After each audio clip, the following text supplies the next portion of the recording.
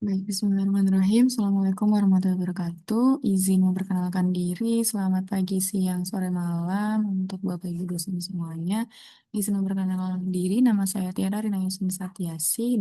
Saya dari eh, program studi S1 Akuntansi dengan NIM 170662427. Di sini saya akan mempresentasikan dari bab 1 hingga bab 5 terkait skripsi saya, yaitu analisis pengaruh belanja modal, dana perimbangan, dan sisa lebih perhitungan anggaran atau SILPA terhadap kinerja keuangan pemerintah daerah, kabupaten, kota, Provinsi Jawa Tengah tahun 2023-2025.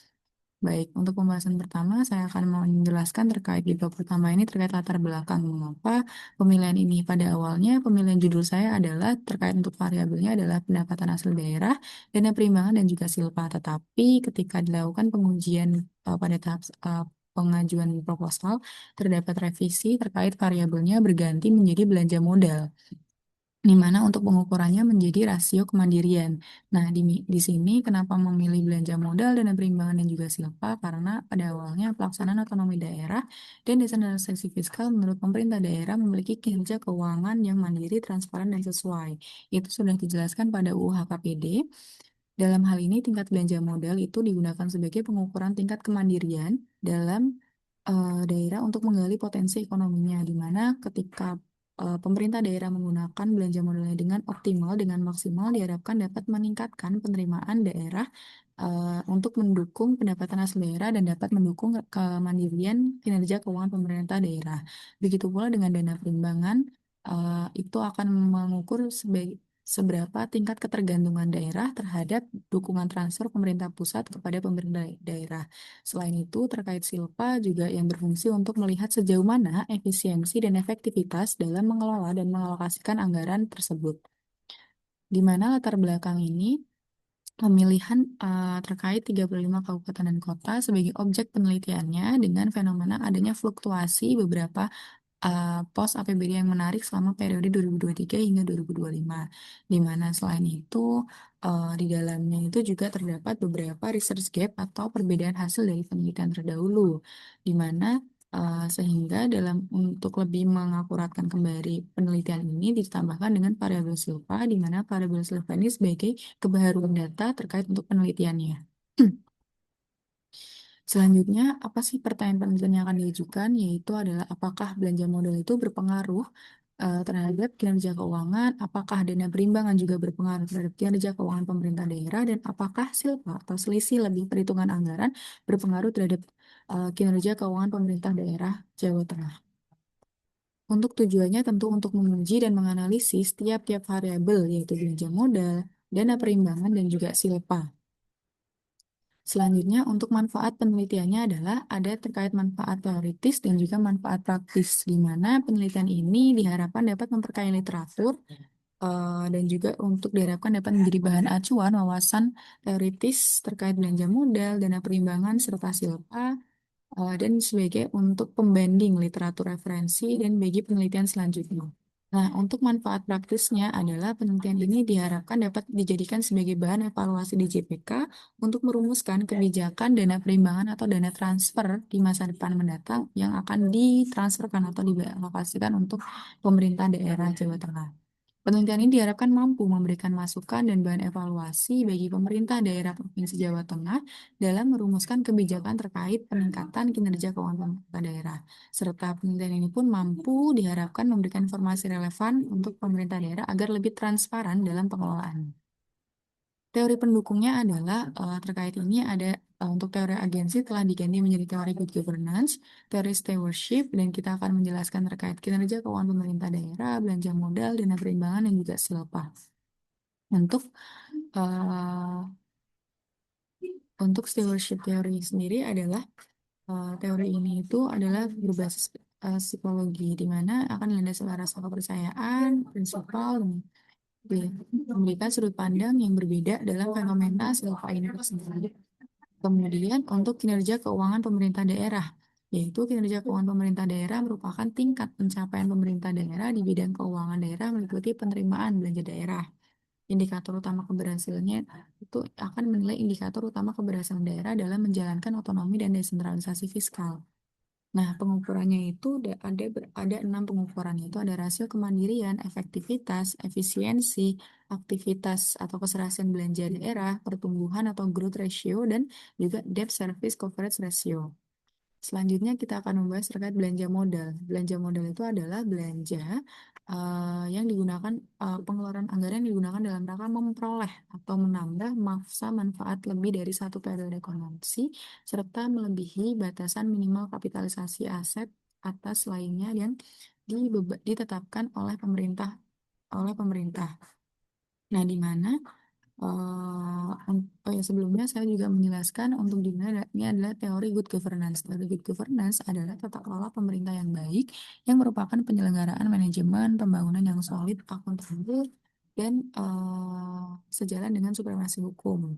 Di mana dalam rangka pelaksanaannya itu pemerintah itu akan lebih baik ditopang oleh 9 prinsip berdasarkan UNDP. Nah, kesembilan karakteristik tersebut itu mencakup seperti partisipasi masyarakat, penegakan aturan, transparansi, daya tanggap, orientasi pada konsensus, keadilan, efektivitas dan efisiensi, akuntabilitas publik, dan kepemilikan visi yang berorientasi jauh ke masa depan.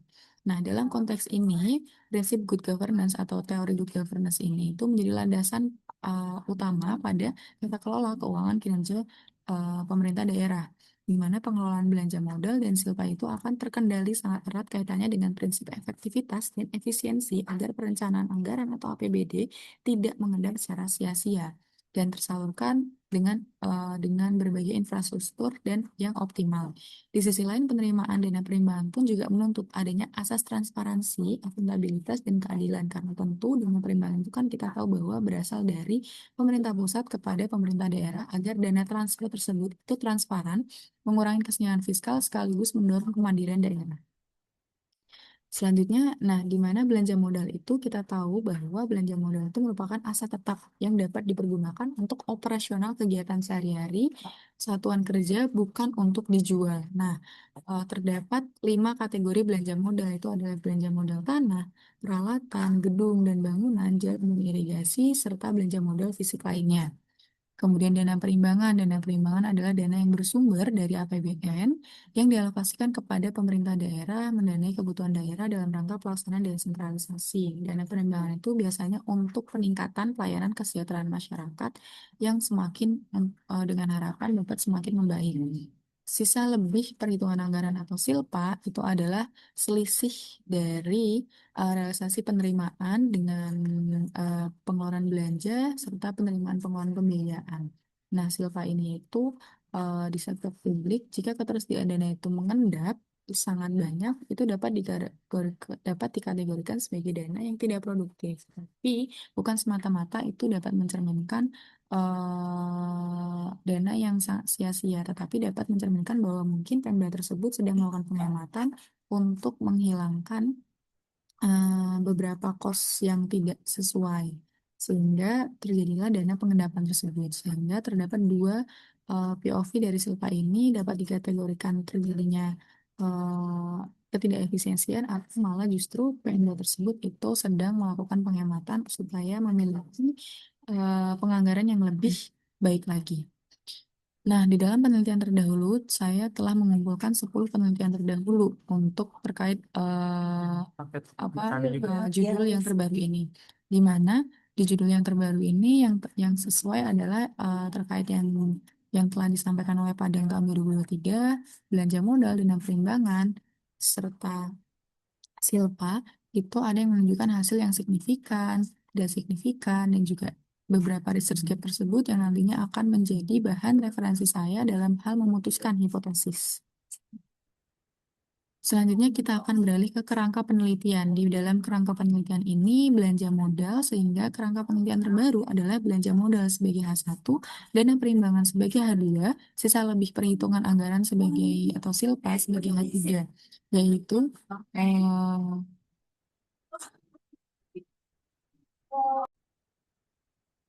Rangka penelitian ini meliputi belanja modal H1, dana perimbangan H2, sisa lebih perhitungan anggaran itu H3 terhadap kinerja keuangan pemerintah daerah.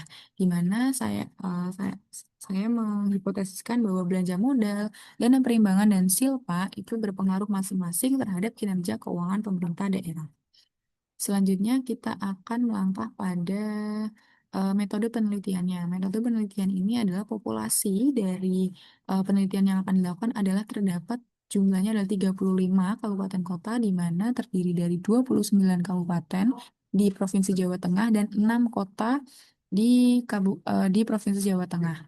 Pengambilan sampelnya itu menggunakan sampel jenuh atau sensus dari seluruh populasi. Nah, unik unit yang dianalisis ini adalah pemilihan data yang memperlihatkan seluruh belanja, realisasi belanja modal, dana perimbangan, sisa lebih perhitungan anggaran, seluruh kabupaten kota Provinsi Jawa Tengah tahun 2023-2025.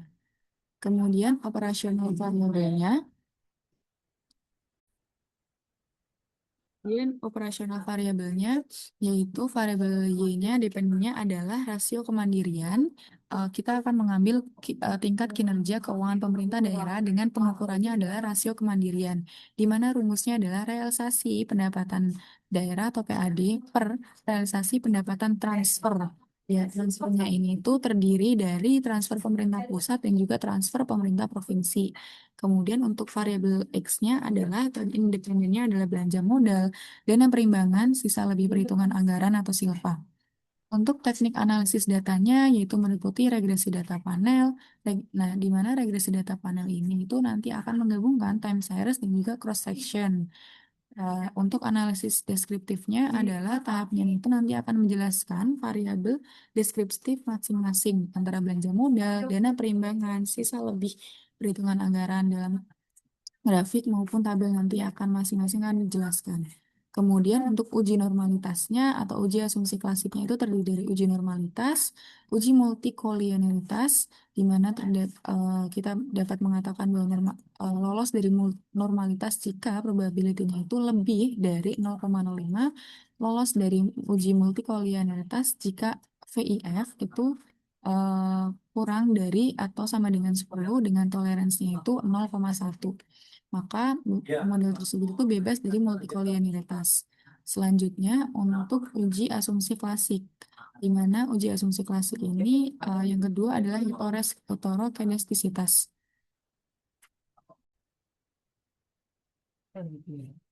Kemudian di bagian uji asumsi klasik yang selanjutnya adalah uji heteroskedastisitas, di mana kita bisa lolos dari heteroskedastisitas jika probabilitasnya itu eh, yaitu lebih dari 0,05, di mana probabilitasnya ini itu nanti, nah di mana uji heteroskedastisitas itu dapat dilakukan dengan uji Waite, Bruce-Pagan, Harvey, ARC, dan lain sebagainya. Untuk uji autokorelasi itu kita akan melihat di bagian Durbin Watson-nya, di mana tidak ada autokorelasi positif atau negatif itu sehingga Durbin up-nya itu lebih kecil daripada Durbin Watson-nya di bagian baris nomor 3 ini. Sehingga jika hasilnya seperti itu, maka dapat dikatakan data tersebut itu lolos atau tidak terautokorelasi. Selanjutnya, model analisis regresi data panelnya. Nanti sebelum melakukan uji asumsi klasik, kita akan mengecek terlebih dahulu manakah model analisis terbaik, yaitu apakah FEM, CHEM, FEM, Fixed Effect Model, Common Effect Model, ataupun Random Effect Model, di mana uji Chow itu akan menguji antara Common Effect Model dengan Fixed Effect Model. Jika H0-nya itu lebih kecil daripada 0,05, maka FEM lah yang akan dipilih. Kemudian jika ke bagian uji Hausman akan menguji antara Common Effect Model dengan Random Effect Model, di mana jika probabilitasnya itu lebih kecil daripada 0,05, maka FEM lah yang akan dipilih. Jika kedua ini memiliki hasil berbeda, maka akan dilanjutkan ke bagian uji Lagrange Multiplier Effect. Nah, di sini itu akan melihat nilai M lebih besar atau lebih kecil daripada nilai C square. Selanjutnya di bagian uji kelayakan, yaitu ada uji F dan uji koefisien determinasi. Digunakan untuk mengukur, uji F itu digunakan untuk mengukur seluruh signifikansi model regresi. Jika F itu lebih dari 0,05, maka ketiga X tidak berpengaruh terhadap Y. Tapi jika F itu lebih kecil daripada 0,05, maka model regresi dianggap layak dan dianggap layak. Kemudian uji koefisiensi determinasi R-square dilakukan setelah model regresi dianggap layak berdasarkan uji F. Nilai R-square itu berkisar 0 hingga 1 yang menunjukkan nilai kontribusi variabel independen. Semakin nilainya itu mendekati 1, maka variabel independen dapat menjelaskan variabel dependen dengan lebih baik. Uji hipotesis atau uji T. Jika uji ini itu akan menilai p-value. Itu jika dia lebih kecil daripada 0,05, maka variabel tersebut itu berpengaruh terhadap variabel independen. Tapi jika p-value itu eh, lebih besar daripada 0,05, maka tidak berpengaruh terhadap variabel independen.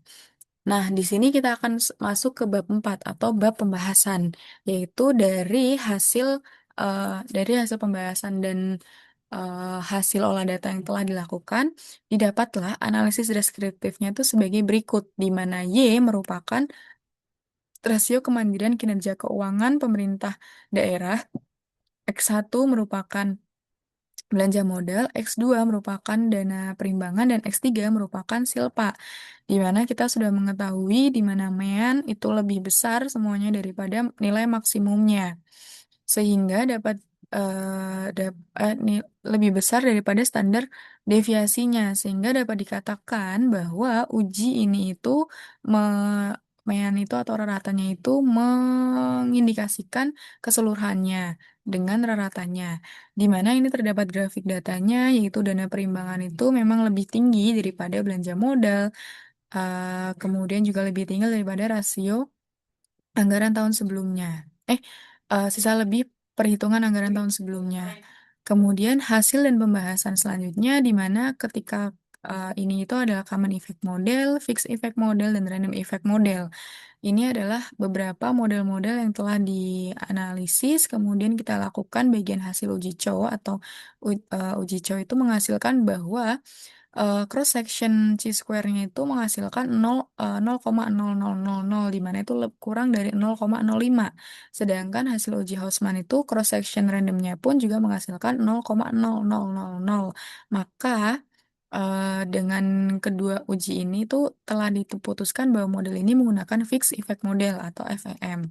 Selanjutnya kita akan masuk ke bagian uji asumsi klasik, di mana sebelumnya itu di bagian normalitas itu dihasilkan data-data yang tidak terdistribusi normal, sehingga maka dari itu dilakukan outlier. Sudah melebihi 30% tetapi belum memiliki uji asumsi klasik yang lolos secara sempurna, maka dilakukanlah transformasi data menggunakan logaritma, di mana dari hasil uji normalitas tersebut terdapat nilai jarak Weberanya itu sebesar 5,3255511 dengan probabilitasnya itu ada 0,069. Itu lebih besar daripada 0,05. Maka dapat dikategorikan setelah dilakukan logaritma natural, maka hasil data ini itu terdistribusi secara normal. Kemudian selanjutnya di bagian selanjutnya adalah di bagian uji multikolinialitas dengan transformasi logaritma tadi. Didapatkan hasil pula dengan multikolinialitas VIF-nya itu atau VIF-nya itu lebih kecil daripada 10 sehingga bebas atau lolos dari masalah multikolinialitas. Sedangkan untuk uji autokorelasinya Durbin Watson-nya itu adalah sebesar 2,167960, maka dia masuk ke baris ketiga dengan tidak ada autokorelasi positif ataupun negatif, sehingga keputusannya itu adalah tidak ada autokorelasi atau bebas dari autokorelasi. Kemudian di bagian uji heteroskedastisitas, di mana menggunakan Harvey test dengan prop chi-square-nya itu sebesar 0,1119, itu lebih besar daripada 0,05, maka data-data tadi yang telah dilogaritmakan tadi itu terbebas dari uji heteroskedastisitas. Maka disimpulkan di bagian ini bahwa belanja modal itu memiliki probabilitas itu 0,00009, di mana dengan koefisiennya itu adalah minus 0,22318 dapat dikategorikan bahwa belanja modal ini memiliki pengaruh yang signifikan negatif terhadap kinerja keuangan pemerintah daerah.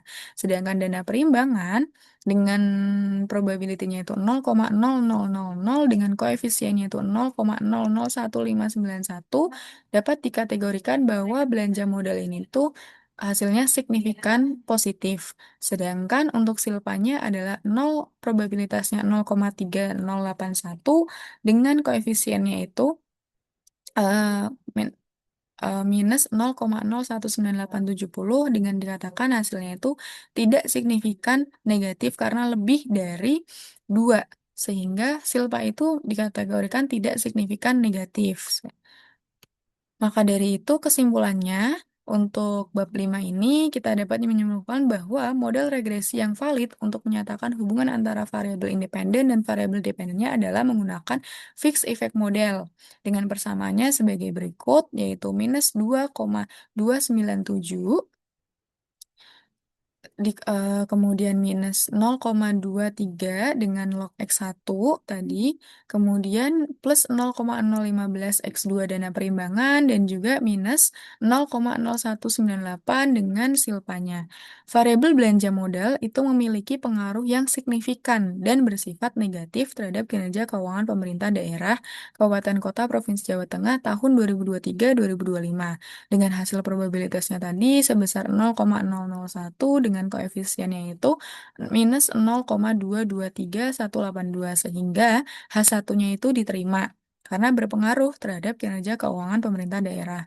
Kemudian variabel dana perimbangan memiliki pengaruh yang signifikan bersifat positif, yaitu dengan hasil probabilitasnya itu uji T sebesar 0,0000 dengan koefisiennya itu sebesar 0,01591 sehingga dari uji hipotesis yang telah disampaikan bahwa H2 itu diterima. Kemudian variabel silpa atau sisa lebih perhitungan anggaran memiliki pengaruh yang tidak signifikan dan bersifat negatif terhadap kinerja keuangan pemerintah daerah Provinsi Jawa Tengah tahun 2023-2025 dengan hasil probabilitas ujinya itu sebesar 0,3081 dengan koefisien sebesar minus 0,019870 sehingga H3 dari hipotesis yang diajukan sebelumnya di bab 3 itu H3 ditolak karena di bab 4 ternyata menghasilkan memiliki pengaruh yang tidak signifikan dan bersifat negatif. Baik, itu saja yang dapat saya sampaikan. Kurang lebihnya mohon maaf. Wabillahi taufik wal hidayah. Wassalamualaikum warahmatullahi wabarakatuh.